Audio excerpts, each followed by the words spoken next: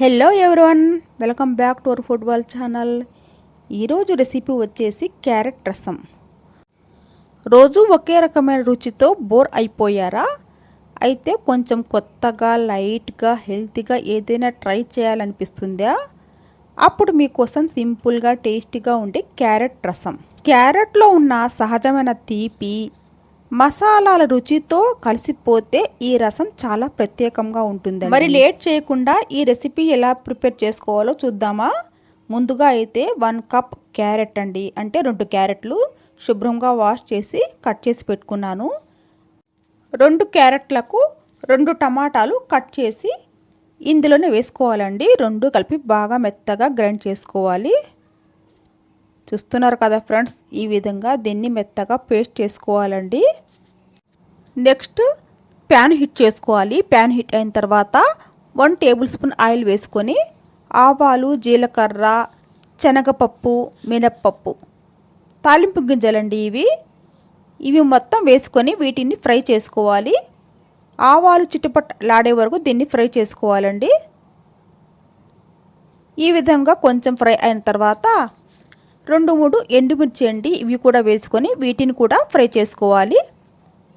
ఇవి కొంచెం వేగాక 2-3 పచ్చిమిర్చి ఇవి కూడా ఈ విధంగా చీల్చుకొని వేసుకోవాలి.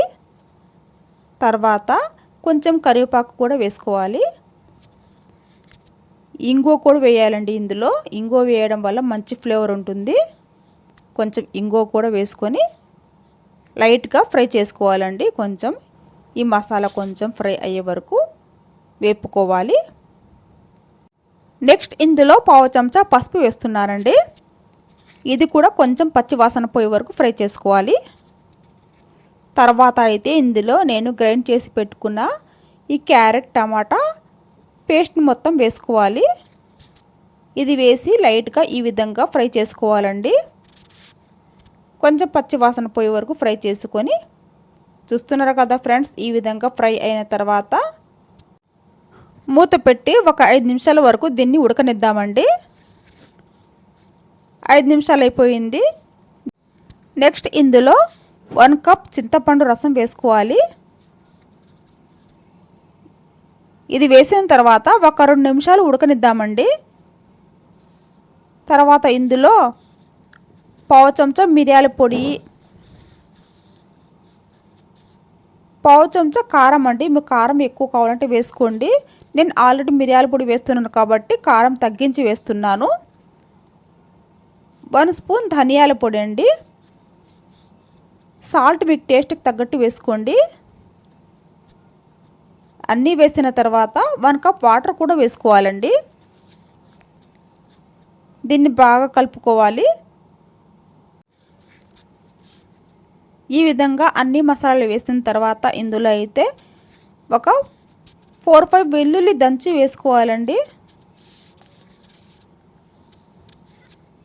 ఈ విధంగా చూస్తున్నారు కదా ఫ్రెండ్స్, వెల్లుల్లి పచ్చిగా ఈ విధంగా వేస్తే ఫ్లేవర్ చాలా బాగుంటుందండి ఈ క్యారెట్ రసానికి.